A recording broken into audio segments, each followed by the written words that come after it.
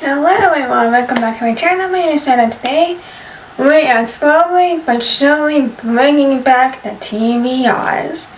It's been a while. I have been slowly getting into reading, but not by much. I am actually taking at a slow pace, which I think will be better for me because I'll eventually get back to speeding like how I did before. So yeah, I ended up looking for new trinkets. My Disney headbands that I got when I went to Disneyland for the first time in Tokyo, so it was a really good experience. But for my TBR, I didn't really go too crazy on them because I know I won't read them one time.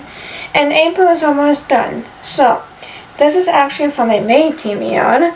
So I thought it would be a good month, and I can just go ahead and start reading it right away anyways, so yeah, let's see what we have. I'm so excited. I've been wanting to read for so much while, but I never really got into it, so I had a bit of a problem with reading. I was in a reading slump, but I think I'm slowly coming back. I can't say the same about my sequel.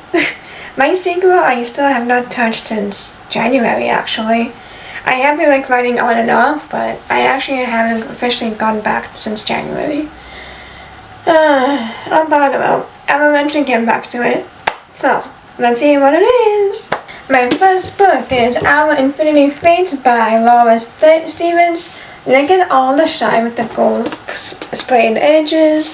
And we've got this hologram going on, or holographic, you know what I mean. But anyways, Evelyn can remember all her past lives. She can also remember that in every single one, she's been murdered before her 18th birthday by a supernatural being linked to her soul. The problem is that she's quite fond of the life she's in now, and her little sister needs her in order to stay alive.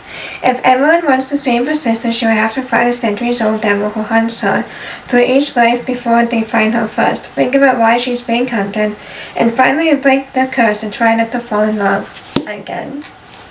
So this doesn't look too long, so I'm really excited for this one. But yeah, so I'm actually already starting reading this, and so far I have been enjoying it.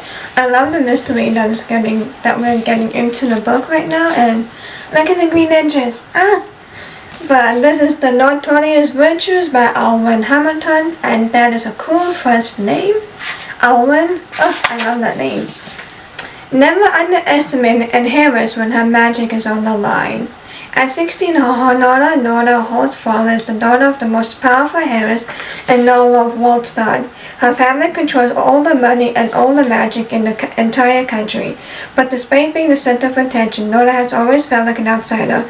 When her mother is found dead in an alley, the family throne and fortune is suddenly up for grabs.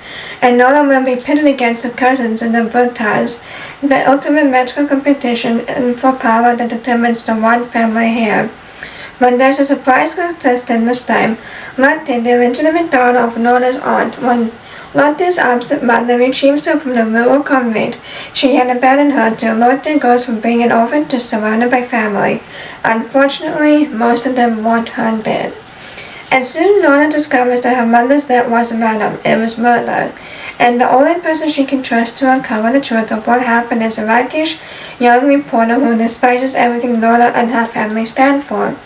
While the dangers of the monetized competition threaten each of the Holtzfall's goals, and the stark class difference turn politic outrage to terrifying violence, the new cousins must fight to stay alive, no matter what. So far I'm enjoying it.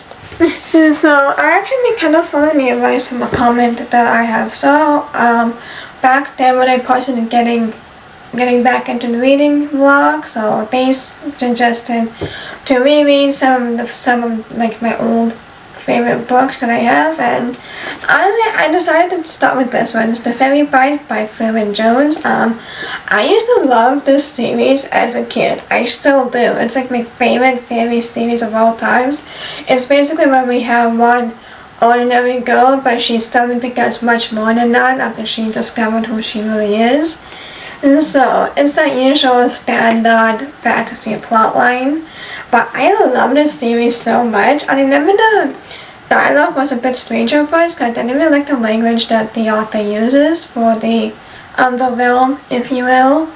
But I still love this, so I am gonna be rereading this again, but I actually don't have all the completed series of this book. I think there's like 6 series or something like that. I think I only am missing 2, which I am on the hunt for, so that'll be fun.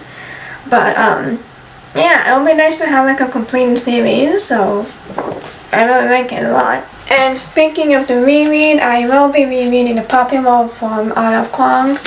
It was such a good trilogy. I don't know why I don't have the other 2 books. I normally don't buy the other 2 books because I'm not sure if I'm gonna like the first book, so yeah. But I have ordered, I think it's either the 2nd and 3rd book, and that should come soon. But yeah, I'm really excited to reread like the special edition. I am not annotating it, so because it's special edition, I want to keep it as clean as possible. If I want to annotate, I actually have the original copy down here, so I can always go back and go to that one. But a little brief history is just basically where the story of orphan Rin rise to power gets fresh look. When Rin is the driven by a wide task to find the most talented youth to run the academies, it was a shock to everyone, to the test officials who couldn't believe a world orphan from Rooster Province could pass without cheating, to Rin's guardians who believed they would finally be able to marry her off and further the criminal enterprise, and to Rin herself who realized she was finally free of the servitude and despair that they had made up for her daily existence. That she got into Student Guard, the most elite military school in Nikon, was even more surprising. But surprises aren't always good. So, I'm really excited for this, like all illustrated, and it's just really, really a pretty edition. I mean, look at it. So, I read this as an audiobook, which was a bad idea because I remember almost crying when I was working at my work. So I'm like, oh my gosh. So, yeah, I almost cried, so, which is bad for me. I have books that really make me cry, so, the author did a good job when they did that. So, I'm excited to go back into this world again. Though some of the characters' decisions were questionable, but, yeah. So those are the books I hopefully plan to read in May. Nothing too crazy. I think it's a good start for a welcome back to reading, if you will. But yeah, let me know what your reading month for May is, and please like, comment, subscribe to let me know if I never time I post. I will see you on my next one. Bye!